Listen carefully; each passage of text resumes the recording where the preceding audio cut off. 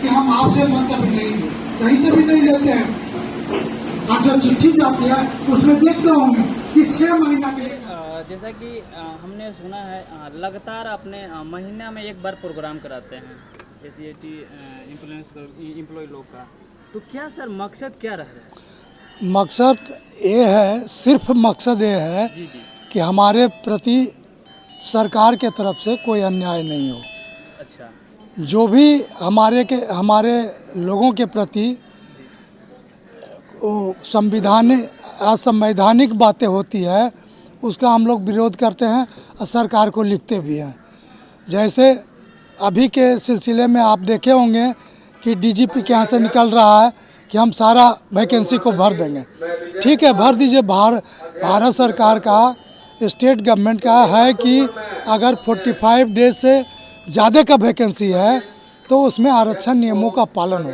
हमारा उसमें कोई विरोध नहीं है, लेकिन आरक्षण नियमों को पालन करके हमारा भी जो हक बनता है उसको देने का काम करिए। वो नहीं हो रहा है। यहाँ से प्रमोशन में आरक्षण की लड़ाई लड़ी जा रही है। दिल्ली सुप्रीम कोर्ट में चल रहा है 2015 से। अब सरकार गई है कि नहीं, इनको हम लोग को प्रमोशन देना है। अब बाद में 2 साल पहले से वो लगातार केस विड्रावल के लिए वहाँ पिटीशन डाल देते हैं। तो केस विड्रावल होगा तब तो हाई कोर्ट का आदेश बहाल हो जाएगा। अब क्यों गए वहाँ? नहीं जाना था, नहीं देना था तो यहाँ से रिजेक्ट करते कि हम नहीं जाएंगे। लेकिन ये दोहरी मंशा है।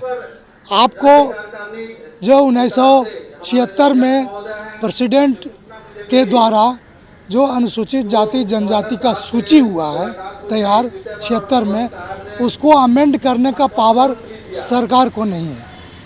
उसको अमेंड सिर्फ करता है तो संसद कर सकता है और राष्ट्रपति ही कर सकता है।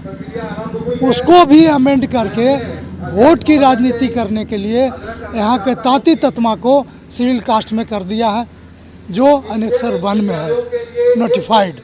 उसी तरह खतवे का भी है जो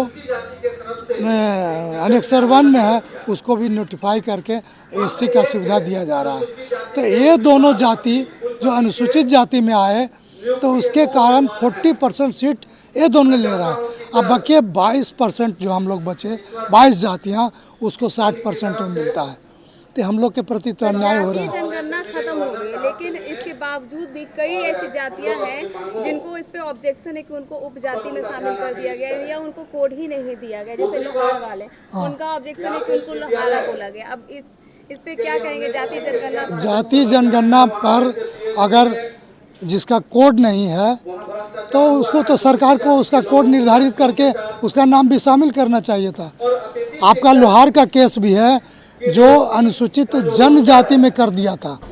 1% यहाँ पर अनुसूचित जनजातियों की आबादी है।